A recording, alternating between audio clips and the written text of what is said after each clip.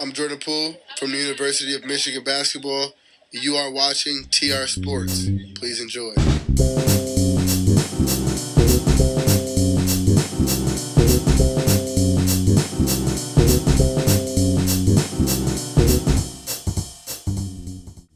Hello, everybody, and welcome to episode 2 of TR Sports. I'm your host, Toby, and man, there is a lot to cover this week, and we're just going to go into it. And we're going to start with the biggest event, which is the NFL draft. But before that, I want to thank Jordan Poole. As you can see, Michigan player hit the big shot against Houston, introduced the podcast. We also have a new theme song, the jazz thing you just heard.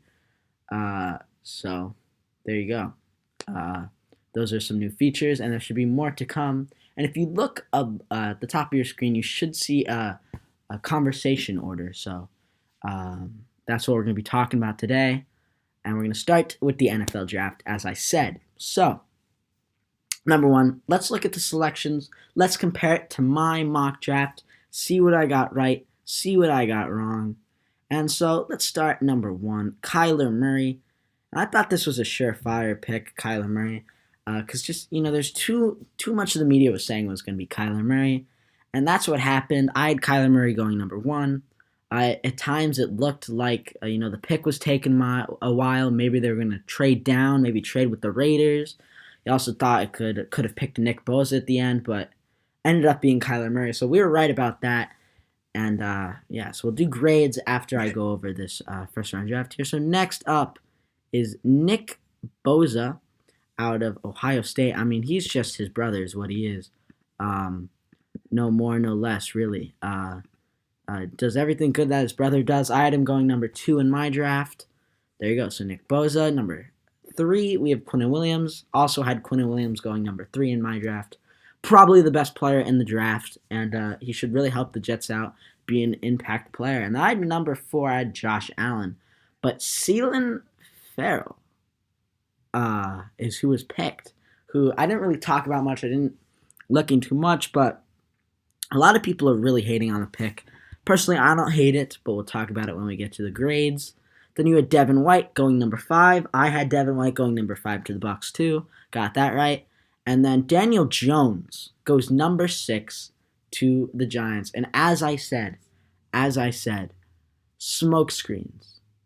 Smoke screens is what these GMs throw. And I said it last podcast episode.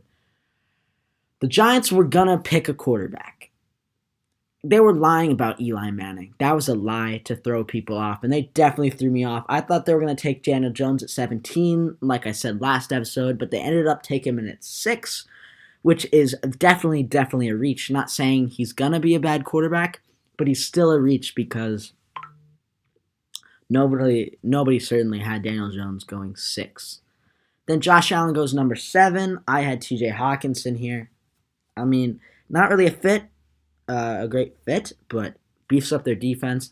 Best player left in the draft, so and you got him a little lower than people thought. So of course, I'm sure they will take that. I'm sure he's excited. I had TJ Hawkinson going number 7 to the Jaguars, but he fell 1 to number 8 to the Lions. And then so on it goes. Ed Oliver, who I had going number 6 to the Giants. Devin Bush, who Michigan fan, very happy for him. That's awesome. Devin Bush gets picked higher than expected. Jonah Williams goes 11. I had Jonah Williams, number 8. Rashawn Gary, number 12. Other notable picks is Dwayne Haskins falls to 15. And it was painful watching Denver trade that pick. To the Steelers instead of drafting Dwayne Haskins. I mean, they did just get Drew Lock in the second round. So that really helps out that they do get a quarterback, but I'm filming this section during the during the second round, so that just happened. So they just got their quarterback of the future, Drew Lock. 16, Brian Burns. 17, Dexter Lawrence. I like that pick. Garrett Bradbury to NC State. Jeffrey Simmons. Great player. Would have gone higher if it wasn't for that injury and for some abuse issues. Darnell Savage goes 21, about as expected. Andre Dillard Eagles trade up to get him. One of the best tackles in the draft. I'm an Eagles fan. It's an okay pick. I mean, they're going to replace Jason Peters, but I feel like, again, as I said, I was a big Montez Sweat fan, and it's kind of sad to see my favorite team pass on Montez Sweat, but that's just what happens sometimes. Titus Howard goes to the Houston. It goes to Houston, and he is definitely worse than Andre Dillard, so they're gonna kind of had to go with the next best guy. Josh Jacobs, 24. Marquise Brown, Hollywood Brown, wide receiver, goes to Baltimore at 25, where the Eagles were. And then other good picks here. We have DeAndre Baker going 30. And that rounds out all the major picks in the first round. Let's look at some second round picks. We are midway through the second round as I'm filming this. Drew Lock went number 42 to Denver. Cody Ford, offensive lineman, goes 38 to Buffalo. Greg Little, offensive lineman, goes 37. Rock Yassin, cornerback from Temple, goes 34. And Byron Murphy, one of my favorite players in the draft, and I wanted him, but that's not going to happen, goes to Arizona. So, we're going to grade these draft picks. We're going to grade these draft picks. And, so here we go. My first pick of the draft, Kyler Murray. I give this pick an A. Everyone expected it. Should be a good cornerback. There are some doubts like his height coming in, but he's 5'10", so that shouldn't be an issue. It's pretty much everything you want in a quarterback. I think he's going to be a great quarterback at the next level.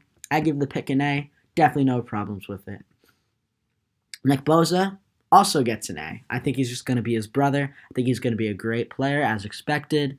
I don't think there's too many issues with him, and I think he's going to be a great player. He's not going to be a Myles Garrett, but he's going to be got a nice floor. Quinn Williams, maybe the best player in the whole draft. I give this Jets pick of drafting Quinn Williams, I would have to give it an A+, because getting Quinn Williams at 3 is, addressing a need, giving Greg Williams something to work with, and he's incredible. He's a great player. I think he's going to be a star, a Pro Bowler, and I think he's going to be a generational defensive tackle. I think he's going to be great. Ceylon Furl. This pick's gotten a lot of hate because it is a reach, and I don't completely understand it. So if you look at the other players on the board and you look at who they picked, he's going to give you production when you start. That's facts. He will give you production. But it's such a reach. It's really hard to be like, yeah, this is a great pick. I'm going to give this Raiders pick, Mike Mayock, and his first pick with the Raiders. I give this pick a B because I don't think it's a B-. I don't think he's that terrible, and I don't think he's that great. Number 5, Devin White out of LSU. As I said in my mock draft, he's like a better Devin Bush. They're pretty much the same player, though. I would have picked him over Devin Bush, and I give this pick an A. It's where he should have been drafted, and he's going to be great for the Buccaneers. So it's the pick's an A. And now we get to this pick, the Giants at 6. Tricked everyone into thinking they weren't going to pick a quarterback in the first round, and they end up taking a quarterback. And they pick him at 6. The thing is, Daniel Jones isn't very good. I'm sorry. He's fine. Maybe it's the 20th pick, it's good. I would take him at 20 if I were the Giants. But this isn't 20. This is number 6. And you have Josh Allen, Ed Oliver, Devin Bush, Rashawn Gary, Dwayne Haskins drafted below him. So we're saying Daniel Jones drafting over Dwayne Haskins. They're saying Daniel Jones will be better than Dwayne Haskins. It doesn't make any sense. ESPN has him as the 59th ranked best player in the draft, and that's terrible. It's really a bad pick. This pick gets a D. It gets a D+. I'll give it a D+ because I'm feeling generous. I mean, he just can't throw the ball super deep. He's kind of accurate, but his stats at Duke were horrible. I mean, they weren't great. They weren't anything eye-popping or special. 9 interceptions and 2 TDs in the same game is just rough. And then you have Josh Allen at number 7. This pick gets an A plus because Josh Allen fell to 7, and they didn't go with someone that wasn't as good. They decided to go with Josh Allen as the best player available pick, and I like best player available picks, so I like that pick, and that gets an A plus for me. T.J. Hawkinson, this pick gets a B plus. He's a good tight end. He can pass. He's a great blocker, and he's a good route runner, and he's pretty good. I don't think he's going to be anything great. I think his ceiling's like an Eric Ebron, just a little bit of a better blocker. So, I mean, the pick gets a B plus. I mean, it's good. I would have taken some of these players over him that are drafted after him. And one of those players happens to be Ed Oliver, one of the most criminally misused players in the NCAA and in the draft. This Buffalo pick at number 9 gets an A from me. I don't think it's an A plus because I'm not sure how good he's going to be. He's got a very high ceiling. Could be one of the best players in the draft. Yes, that gets an A. Devin Bush pick gets an A from me again. I don't think it's a reach. I think it's a good pick. I think he's pretty much Devin White. There's not too much of a difference. He's a little smaller. And yeah, I mean, they have the same name practically. And they're pretty much more or less the same. But he's a little worse in some events. So I'm picking, this pick gets an A. Jonah Williams to the Bengals. They picked Jonah Williams over Dwayne Haskins. So otherwise, this pick would have been an A minus, but I'm going to give this pick a B because I don't think Jonah Williams is going to be great at the next level. I think he's going to be a good offensive lineman. I think he's one of the better offensive linemen in the draft. So I don't think he's going to be great in the NFL. I just think this isn't a great pick when you could have gotten Dwayne Haskins. So that is my grade for that. At number 12, Rashawn Gary to the Packers. This pick gets a B plus. I'm not in love with Rashawn Gary. I feel like he's just athletic. He's nothing. He's not an offensive powerhouse. I'm not a defensive powerhouse. He doesn't completely know how to play the game. He's got to learn to play the game more off of moves and knowledge and skill, and less off of his athletic ability. So it could be it's a high risk, decent. It's a high risk pick and a high reward pick at the same time. Christian Wilkins, 13.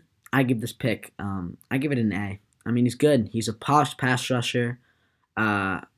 He can play run defense. He's good at that, and he's good at slipping blocks. So it's a solid pick. It's a nice pick of where it was. I'm sure they would have wanted somebody else higher on the board, but I mean, it's great. It's a good pick. I mean, if they did pick it over Dwayne Haskins, but I don't blame. I don't think that's a horrible pick at that point. I don't know much about Chris Lindstrom. He's a good offensive lineman. He played right guard and right tackle at Boston. He had a good combine, and he's an athletic run blocker. And so I give the pick this is tough. I give the pick a B, maybe a B plus. I'll give it a B plus just because I'm feeling generous. They need more protection for Matt Ryan, and they don't need a quarterback. So it's not an exceptional pick, but it's a good pick. Dwayne Haskins, 15 to the Redskins. This pick gets an A plus. I'm not a huge Dwayne Haskins fan. I wouldn't pick him as my franchise quarterback. But I mean, they need a quarterback in Washington, and I don't think he's going to be a surefire star to say, but I mean, it's a great pick for where it is, and it's a risk I would take if I was the Redskins. So that pick gets an A plus. And let's go. I'm gonna skip some order here. I'm gonna go to some picks in the 20s. We're gonna skip to 25. Hollywood Brown, Marquise Brown, 25. I give this pick an A. I think he's going to be a great receiver. I think he's going to be somewhat like Brandon Cooks. I feel like he's going to be like Brandon Cooks, and I feel like he's going to have that speed and very fast receiver. He's a vertical threat. I mean, I don't think it's a bust pick at all. I think it's a great pick. Josh Jacobs, running back out of Alabama. I like this. Jacobs, best running back in the draft. I give this pick an A at 24. And Andre Dillard. I'm an Eagles fan, so I have to mention this. I give this pick an A-. I like it. O-lineman. I feel like there are better people available left in the draft. One of those being Montez Sweat, number 26. To the Redskins, I give this pick an A+. Montez Sweat's a great player, and he would have gone much higher in this draft if he didn't have that heart condition. So that is the NFL draft first round, and that's the grades I give the picks. I mean, it's a great. It's very fun every draft season when it comes around. And by the way, Greedy Williams was just picked out of LSU at 46. So now the Browns are going to have not only Denzel Ward, but also Greedy Williams. So that is the NFL draft first round. And those are my grades for the picks. We'll be right back after this break, and we're going to go talk about Damian Lillard and the NBA playoffs. So we'll be right back with that. You are watching TR Sports.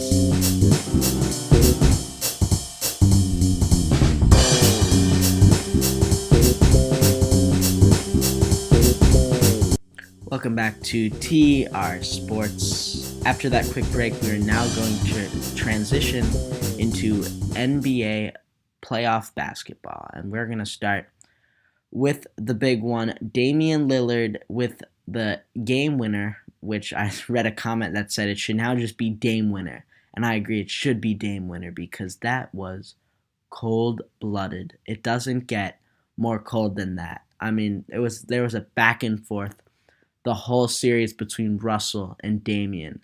And the game that OKC won against Portland in that series, there's a lot of showboating. You could tell that Damian Lillard and the Trailblazers didn't like that, and they showed that this game after that 37-foot three-point shot to win the game that Damian Lillard hit. You should definitely go check that shot out if you haven't seen it. It was quite a moment, and I don't think it's as good as Damian Lillard's other game winner that he hit against Houston a couple years back, but it's you could tell it's so cold-blooded. Paul George said it was a bad shot selection after the game, but Damian Lillard didn't care and said LOL, retweeting the quote. But time to get into the basketball part of the situation now that we broke down, what happened, what the shot was, and what was going on through everyone's mind at the time. It was an epic moment, yes, but my question is, if I'm the OKC Thunder, I have to make some changes because I just lost in the first round again without Kevin Durant. Russell Westbrook played horribly. His legacy took a big hit. And we have to figure out something to do because we're out now. And after what looked like a good season for the All-Star break part of the year for OKC, really came crashing down in the last half of the season. So I'm going to now talk about some changes I think the Thunder could make to be more of a contender. And I think number one's getting rid of Billy Donovan. I've never been a huge Billy Donovan fan ever since the hiring, but I feel like you really need a fresh staff in there, and I don't think necessarily Billy Donovan's a bad coach. And I'm sure there's another team that's probably going to give him a chance if he does get fired from OKC, but they really do need a change in management, I feel, a new look, because the offense they've been running hasn't been working. And I'm hearing a lot of people like Jalen Rose talk about moving Russell to the shooting guard position, which I think should definitely be taken under consideration because you have Dennis Schroeder coming off the bench, which I feel like he'd be much better if he was at point and having Russ at shooting guard because I don't think you can win a championship with Russell Westbrook being your dominant ball handler, dominant shooter, and dominant player, and even your best player. You can't do that with Russell Westbrook. I think we learned that at this point. So I think you have to get rid of Billy Donovan, get a fresh staff in there Who would be the replacement is the question, though. I'm not going to sit here for 5 minutes and think about who could replace Billy Donovan as the coach because that would be a waste of time, and I'll just be talking about different coaches. Of course, there's Monty Williams from the Sixers. They're looking at Blazers assistants. I think some of those guys are really good. And, Igor Koskov just got fired from the Suns. There's Jason Kidd, and there's Tyronn Lue. Those are just some options that they could hire if they ever decide to fire Billy Donovan as their head coach, which I think they should. So, as I said, number one move, they need to get rid of Billy Donovan. Number two move, move Russell to the 2 guard is what I said. Number 3, which they already kind of started, was let Paul George have the ball. Because Russell Westbrook took a backseat this season, and they played great during the regular season. And I want to be honest, there's no way that a core of Steven Adams, Paul George, and Russell Westbrook should lose to Damian Lillard and CJ McCollum and the Portland Trailblazers. There's no way. So there's obviously deeper than those 3 guys on the team. There's obviously bigger problems with that team. And I think part of that's the roster built around them. None of them can shoot. It's a poor shooting roster. And I feel like Russell Westbrook needs some shooters around him. If Russell Westbrook was on the Milwaukee Bucks, he would be much better and his team would be much better. Replace Giannis with Russell Westbrook, and I think the Bucks would be not that much worse. And I feel like Russ will be a lot better. But the issue is, I feel like a lot of the issue is how the team is built. You have Andre Roberson, who's not on the court half the time, can't shoot the ball to save his life. How about you try to trade him for assets? Try to go for Kyle Korver, Wayne Ellington, anybody who can shoot the ball. Because it is a problem. You should have gone for Wesley Matthews. You need shooters on that team. Raymond Felton can't shoot. Dennis Schroeder's not a great shooter. Russell Westbrook can't shoot. Steven Adams can't shoot. Paul George is a solid shooter. You need shooters on that team to win, and the roster's just not built correctly for Russell Westbrook, I feel. And I feel like that's an issue. And addressing the issue of, do I trade Russell Westbrook now? I don't think you can move him, and I don't think they will. I don't think it's going to happen in the near future. I feel like this team can still win. The core of Paul George, Russell Westbrook, and Steven Adams can win games. I'm sure of it. There needs to be major roster changes, major management changes. Something has to happen because this organization has been in ruins of itself ever since Kevin Durant left, and Russell Westbrook has done a poor job of keeping the team together, and management and Billy Donovan have done a poor job of getting players around Russell Westbrook that work for him.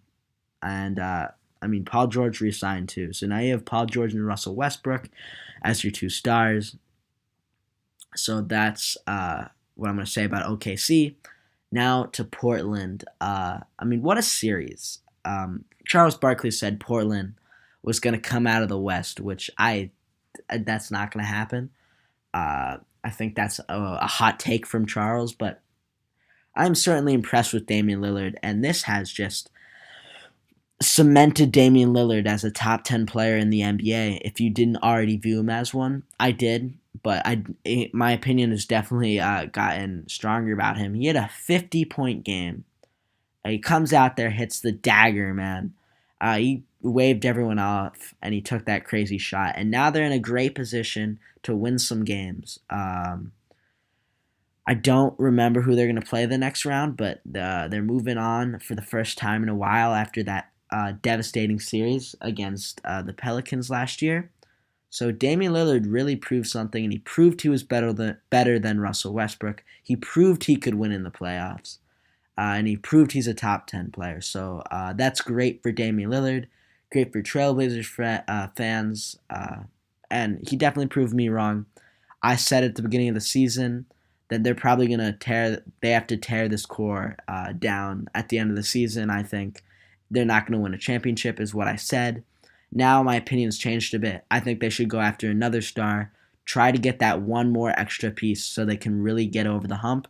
And they have a chance right now, as Charles Barkley said, but I'm not as high as them as he is, of course, coming out of the West, is what Charles says. But they've definitely proved a lot of people wrong, and Damian Lillard is going to come into the next round, and I think they have a good chance to win whoever they're going to play. And, they were certainly impressive in this series. Won the series 4-1. So Damian Lillard, Dame time. On to the other NBA playoffs. We're going to go over the rest of the series. When we come back, we'll cover the Eastern Conference, Sixers, Raptors, Bucks, and then we'll cover the West, Clippers, Warriors, and all those teams. So more on the NBA playoffs after this quick break.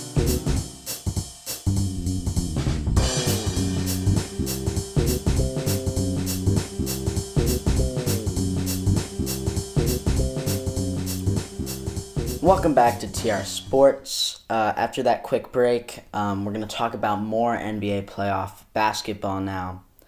And we're just going to hop right into it. So, there are 3 series for round 2 set in the NBA playoffs. And those series are Sixers vs. Raptors, Celtics vs. Bucks, and Rockets vs. Warriors. Now, there will be 4 altogether, but the Spurs and Nuggets play a Game 7 tonight. And tonight, which is being Saturday, because I have to film this on Saturday. So we don't know which one of those teams are going to win that game to eventually face the Trailblazers. But we're just going to break down some keys to the series for each teams. And we're going to start with the 76ers versus Raptors series. Now, if the Sixers want to win this series, they're going to have to play incredible defense. Embiid has to be dominant. And Simmons has to lock down Kawhi Leonard. Ben Simmons is a underrated defensive player in the NBA. But you have to stop Kawhi. So, so the Sixers, they really need a great defensive performance. I think they have the offense. And they need Redick and Tobias to keep shooting. Because if they don't shoot, then they're going to lose. They need 3-point shooters to be on point. The Brooklyn series looked ugly at times for the Sixers, but they're able to come up and face the Raptors in round 2. So it's definitely going to be quite a series against the Raptors. My prediction for the series is probably Sixers in 7. I'm a little biased, I guess, because I'm a Sixers fan, but I think this team can really be great in the playoffs. But if the Raptors really want to win the series, the X factor has to be Marc Gasol, because they acquired him at the deadline, and he hasn't done too much. So he's going to have to be able to play defense on Embiid and also score on Embiid. So that'll be a very fun matchup to watch, Marc Gasol versus Embiid. Let's look at the other Eastern Conference semifinals series, and that series is Celtics versus Bucks. And, this is going to be, I think, a repeat of last year's Bucks-Celtics series. I think it's going to go to 7, and I think it's going to be an absolute battle. If I had to pick a winner for this series, I guess it would be Milwaukee in 7, but they're going to need Jason Tatum again this year to step up. If the Celtics want to win, they're going to need Jason Tatum. And the Bucks just need Giannis to keep playing well. And the rest of the team to also be able to shoot, which they've had some troubles with, and to be able to play around Giannis. Now, I think if Boston wanted to win the series, what they're going to have to do is they got to shut everybody down around Giannis and let Giannis score, because you're not going to stop Giannis. But you're going to have to stop the pieces around him. And if you can do that, you're going to win the game. So you have to make sure you're paying attention to the whole Bucks team. And then the third series, which we're now moving to the Western Conference, is Houston Rockets versus Golden State Warriors. I have the Golden State Warriors in 6 games. Again, I think the Rockets are a good team. I just don't think they're as good as they were last year. I didn't think they had a chance of winning the series last year after Chris Paul went down. And Chris Paul's a lot worse than last year. So, the Warriors, I think they're focused. Kevin Durant dropped like 38 points in the first half against the Clippers to close the Clippers series out. So I think the Warriors are in game mode now. I don't think they're messing around. I don't think they're going to let the Rockets get to them. James Harden has to play well because he's kind of known as a playoff choker. So he's going to have to stay in there and going to have good games. Can't go 0 for 15 like he did in one of those games earlier. And you need Chris Paul to step up, and you need Austin Rivers to play well, and Clint Capella. So the Rockets really have to click if they want to beat this Warriors team. And then the final series is either going to be Spurs versus Portland or Nuggets versus Portland. I'm going to find that out tonight. You guys already know when this comes out. I can't say too much. I already addressed Damian Lillard and the Trailblazers. I think in this Game 7, if I had to predict, even though you guys are already going to know, I'm going to predict anyway. I'm going to have the Spurs going on to beat the Denver Nuggets, which would be quite an upset, but I think it's going to happen. And I think they're going to be locked in, and Greg Popovich is a great coach, so I think the Spurs are going to advance. We'll be right back. After the break, we'll just talk about some MLB news from this week, and then we'll end out the podcast. So we'll be right back.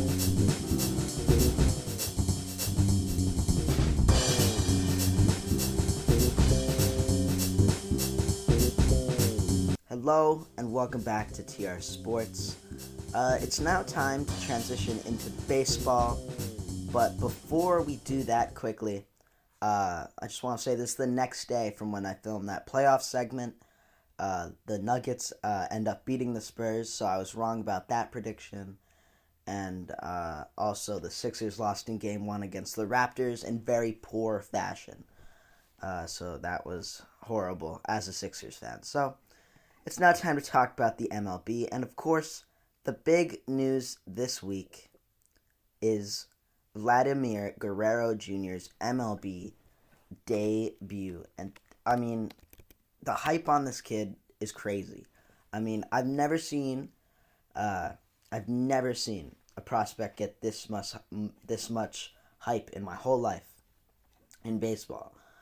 He went 0 for 4. He hit a double. So the one hit was a double, and that double was in the 9th inning where they ended up walking it off. And the kid's only 19 years old, and the reason the hype is so big is for multiple reasons. Number one, his father was an MLB superstar, Vladimir Guerrero. Number two, he's from Canada, and he's playing for the Blue Jays. Number three, he hit crazy numbers in the minors. Numbers that we really haven't seen before for the minor leagues. And if we look at some of his stats here, let's just go to the season where he had 269 at-bats, hit 316, had 168 at-bats in 2017, hit 333. But the prime of his career in the minors was this stretch in 2018. So in 2018, he had a bunch of plate appearances, about 400, and he ended up hitting 381 on the year. So in 2018, he hit 381, playing for a little bit of AA, a little bit of AAA. That's crazy. That's not a seen-before stat in the minor leagues. And now this kid is coming up to play in the majors. And, I mean, he almost hit a home run in his debut. It was a great catch by an A's outfielder, and he almost sent 1 yard, but it didn't quite happen. But, yeah, I mean, he is a stud, and he's going to be a star. But if we're going to talk about Major League stars, you can't do that without talking about Tatis Jr. too. And this is the debate for me. Who would I rather have, Fernando Tatis Jr. or Vladimir Guerrero? And it's a tough one, because when I was watching Vladimir Guerrero in spring training, he couldn't slide. He needs to lose some weight. He has to. It's an issue for him, and he's not really able to run the bases properly. And that's the thing, right? So I think Freddie Tatis Jr. has pretty much all the tools that Vladimir Guerrero has, but he's more athletic, can run, And he's already been in the majors for 95 at-bats and has 6 home runs, 32 strikeouts, 8 walks, 13 RBIs, and 27 hits. And yet, Vladimir Guerrero is still the favorite for NL. Vladimir Guerrero is still favored over Tatis Jr. So, those are the 2 top prospects. And it's really 2 of the most exciting prospects I've seen in a while. And if we're going to talk about other great rookies, which seems the theme that we're going to go with here, you have Polar Bear Pete Alonso, who was mashing the first part of the season. He's kind of slowed down a bit, but he's great. He's just... No one expected him to be this great, and he's been tremendous so far, and he's impressed the Mets. He had a 4 RBI night. So, Pete Alonso's a great player, and then, so it's a lot of the most exciting talent we've seen come up in the majors in a while. Those are the rookies and prospects that everyone should be excited about. Now, let's go into some baseball team records, and let's go over the NL East standings to start out with. The Phillies take the lead back. They went out and won last night, so now they're up 1.5 games of the Mets all of a sudden with a 15-12 record after that bad stretch against the Rockies and Mets, and even lost one against the Marlins. So the Phillies are coming out as favorites pretty much in the NL East so far. Let's look at the NL Central. I said the Cardinals were a sleeper team for the World Series, and that's what it's looking like right now. They had a great last 10 games, and they're killing it right now. And they're leading the NL Central, even ahead of the Brewers, who Christian Yelich really slowed down this past week, which is okay when you hit 13 homers in April. So, NL West, Dodgers are leading. They always lead. Padres are also playing great, which is surprising. I didn't expect them to be this good, but Tatis Jr. is playing well. The bullpen's playing well, and Machado is playing well. So that's what you get when that happens. Switch to the American Leagues. 17-9 Rays are leading the AL East. And I think, honestly, this year they could come out to win the division. I don't think it will happen because of the Yankees. I think the Yankees, who are 16-11, are going to come back to take that division. The Red Sox, again, Chris Sale playing badly, and they're just in a deep hole right now, and they don't have a lot of cap room to work with.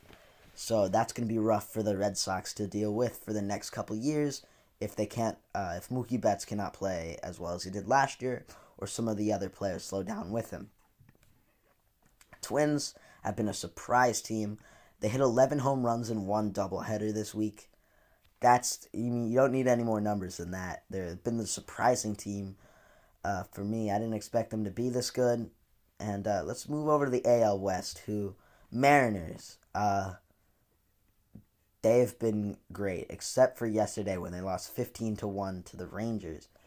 But they have this really talented Dan Vogelbach, first baseman for the Mariners. He's great. He's outstanding actually, and he's been having a great rookie. He played a little last year, but he's still technically a rookie. He's having a great rookie season, and he's got a good chance to win the AL Rookie of the Year if that's not Vladdy Guerrero, which is possible. And Astros are second in that division, followed by Rangers, Athletics, and then Angels. Poor Angels. Mike Trout signed that big deal, so he's going to be stuck there if they suck for the rest of for most of his career and most of the prime of his career. So, that is the MLB news, and that concludes TR Sports. So that's today's podcast. We'll be back next Sunday. We always have a podcast Sunday. I put a lot of work into this podcast. It took me like a week to make this episode. So please enjoy it. Subscribe, like, and I'll see you guys next week with the new TR Sports. I'll see you guys later.